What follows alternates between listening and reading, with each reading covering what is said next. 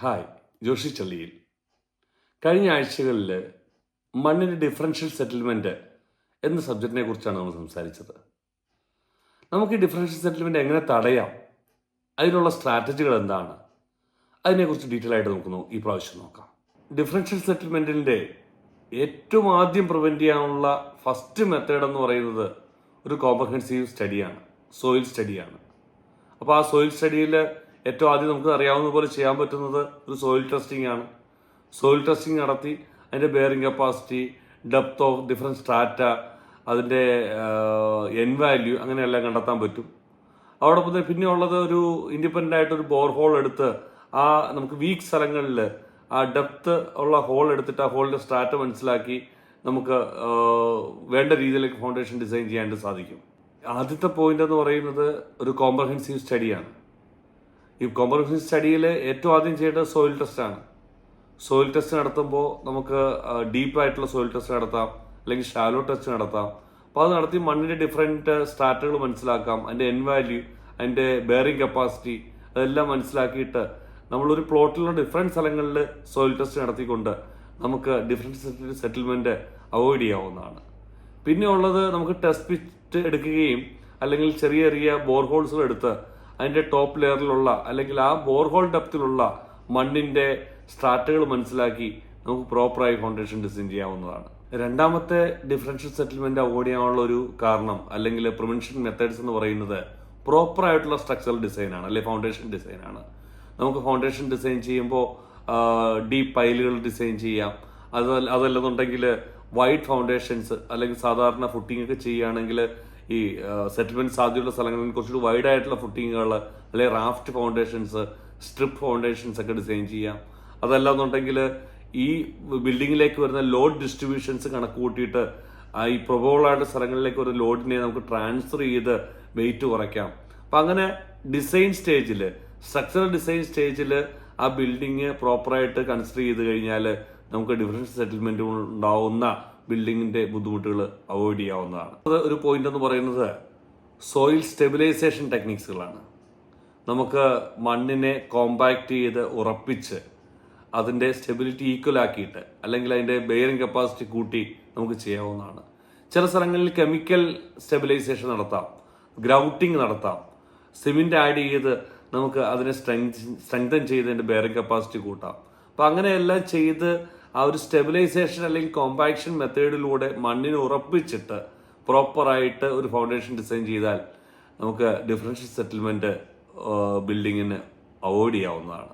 നാലാമത്തെ ഒരു കാര്യം എന്ന് പറയുന്നത് എഫക്റ്റീവായിട്ടുള്ള വാട്ടർ ഡ്രെയിനേജ് കൺട്രോളാണ്. ഇപ്പോൾ നമുക്ക് ബിൽഡിങ്ങിനുള്ളിലുള്ള ഫൗണ്ടേഷൻസ് ഒക്കെ ചെയ്യുമ്പോൾ നമ്മളിപ്പോൾ വാട്ടർ പ്രൂഫിങ് ചെയ്യാറുണ്ട്. എന്തുകൊണ്ടാണെന്ന് വെച്ച് കഴിഞ്ഞാൽ ആ ഫൗണ്ടേഷനകത്തേക്ക് വരുന്ന വെള്ളവും അതിനെ പ്രിവെന്റ് ചെയ്ത് നിർത്തുക എന്നുള്ളതാണ്. അപ്പം അങ്ങനെ വന്നു കഴിഞ്ഞാൽ ആ വെള്ളത്തിൻ്റെ ആക്ഷൻ മൂലം ഉണ്ടാകുന്ന വെയിറ്റും അല്ലെങ്കിൽ അതിൻ്റെ മൂലം ഉണ്ടാകുന്ന സെറ്റിൽമെന്റുകൾ അവോയ്ഡ് ചെയ്യാവുന്നതാണ്. അതോടൊപ്പം തന്നെ സബ് സർഫസ് ഡ്രെയിനേജ് സിസ്റ്റംസ്, ഇപ്പം നമ്മൾ ബിൽഡിങ്ങിനോട് ചേർന്നുള്ള സ്ഥലങ്ങളിൽ ഫ്രഞ്ച് ഡ്രെയിൻ സിസ്റ്റംസ് പ്രൊവൈഡ് ചെയ്യുക, പ്രോപ്പറായിട്ടുള്ള ഡ്രെയിൻ അലൈൻമെന്റ് കൊടുക്കുക. അങ്ങനെയൊക്കെ ചെയ്തു കഴിഞ്ഞാൽ ഈ വാട്ടറിന്റെ ഇമ്പാക്റ്റ് മൂലം ഉണ്ടാകുന്ന ഭൂമിയിൽ ഉണ്ടാകുന്ന ഡിഫറൻഷ്യൽ സെറ്റിൽമെന്റുകൾ നമുക്ക് പൂർണ്ണമായും ഒഴിവാക്കാവുന്നതാണ്. അഞ്ചാമത്തെ ഒരു കാര്യം എന്ന് പറയുന്നത് നമുക്ക് ഡിഫറൻഷ്യൽ സെറ്റിൽമെന്റ് പ്രിവെന്റ് ചെയ്യണമെന്നുണ്ടെങ്കിൽ നമുക്ക് ആ ബിൽഡിങ്ങിൽ പ്രിവെൻഷനായിട്ടുള്ള പ്ലേറ്റുകൾ ഇൻസ്റ്റാൾ ചെയ്യുക. അപ്പോൾ ആ പ്ലേറ്റുകൾ നോക്കി മോണിറ്റർ ചെയ്ത് കഴിഞ്ഞാൽ, റൊട്ടീനായിട്ട് മോണിറ്റർ ചെയ്ത് കഴിഞ്ഞാൽ അതിൽ സെറ്റിൽമെന്റ് ഉണ്ടാവുന്നുണ്ടോ ഇല്ലെന്ന് നമുക്ക് മനസ്സിലാക്കാൻ പറ്റും.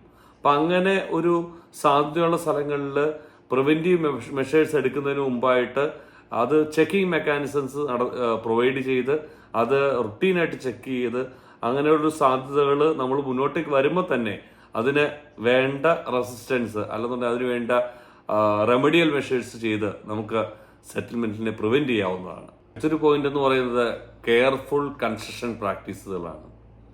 നമ്മൾ സെറ്റിൽമെന്റ് ഉണ്ടാകുന്നതിന് പ്രധാന കാരണം എന്ന് പറയുന്നത് നമ്മൾ ഉപയോഗിക്കുന്ന ബിൽഡിംഗ് മെറ്റീരിയൽസ് ഡിഫറൻഷ്യൽ വെയിറ്റുകളുള്ളതാണ്.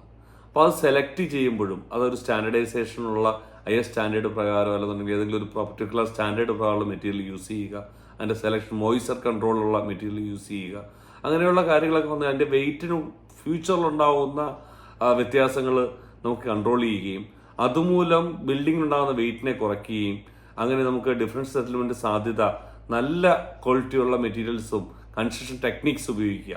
പിന്നെ ഈ പറഞ്ഞ എക്സ്കവേഷൻസ് ചെയ്യുമ്പോൾ നമുക്ക് പ്രോപ്പറായിട്ടുള്ള റെമഡിയൽ മെഷേഴ്സ് എടുത്തുകൊണ്ട് അതിന്റെ കോമ്പാക്ഷൻ മെത്തേഡ്സുകൾ എക്സ്കവേഷനൊപ്പം ചെയ്തുകൊണ്ട്, അല്ലെങ്കിൽ അതിനകത്ത് വാട്ടർ പ്രൂഫിങ് എക്സ്കവേഷൻ ലെവലിൽ ആ സബ് സർഫസിലേക്ക് വരുന്ന വാട്ടർ പ്രൂഫിങ്ങുകളെ കൺട്രോൾ ചെയ്തുകൊണ്ട് ആ മെക്കാനിസംസ് പ്രൊവൈഡ് ചെയ്തുകൊണ്ട് നമുക്ക് ഈ ഡിഫറൻഷ്യൽ സെറ്റിൽമെന്റ് അവോയ്ഡ് ചെയ്യാവുന്നതാണ്. അടുത്ത ഒരു കാര്യം എന്ന് വെച്ച് കഴിഞ്ഞാൽ നമുക്ക് ഇന്നോവേറ്റീവ് ആയിട്ടുള്ള അഡാപ്റ്റീവ് ആയിട്ടുള്ള ഡിസൈൻ സിസ്റ്റംസ് ഇൻക്ലൂഡ് ചെയ്യുക. അപ്പോൾ നമുക്ക് നമ്മുടെ കൺസ്ട്രക്ഷൻ മെത്തേഡ്സിൽ ചെറിയ രീതിയിലുള്ള ഒരു മൂവ്മെന്റ്സ് ഉണ്ടെങ്കിൽ പോലും ആ മൂവ്മെന്റ്സിനെ അബ്സോർവ് ചെയ്യുന്ന, അതിനെ കൺട്രോൾ ചെയ്യാവുന്ന ടെക്നോളജികൾ മാർക്കറ്റിൽ ഇപ്പോൾ അവൈലബിൾ ആണ്. അപ്പോൾ ആ ടെക്നോളജികൾ ഉപയോഗിച്ച് ബിൽഡിംഗ് ഡിസൈൻ ചെയ്ത് കഴിഞ്ഞാൽ, ഇങ്ങനൊരു സെറ്റിൽമെന്റ് സാധ്യതയുള്ള സ്ഥലങ്ങൾ ഉപയോഗിച്ച് ഡിസൈൻ ചെയ്ത് കഴിഞ്ഞാൽ നമുക്കതിനെ ഒരു പരിധിവരെ പ്രിവെന്റ് ചെയ്യാവുന്നതാണ്. അപ്പോൾ ഈ സെറ്റിൽമെന്റ് അല്ലെന്നുണ്ടെങ്കിൽ ഡിഫറൻഷ്യൽ സെറ്റിൽമെന്റ് എന്ന് പറയുന്നത് എല്ലാ ഭൂമിയിലും ഉണ്ടാവുന്നൊരു കാര്യമാണ്. കാര്യം ഓരോ ഭൂമിയും ഒരേ തട്ടിൽ ഒരേ തരത്തിൽ എല്ലായിടത്തും ആവണമെന്നില്ല.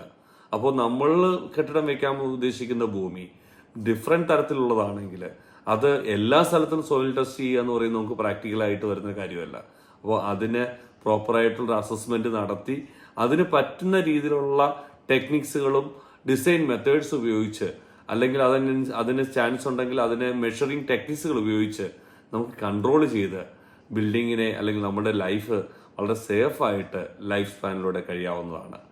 Thank you.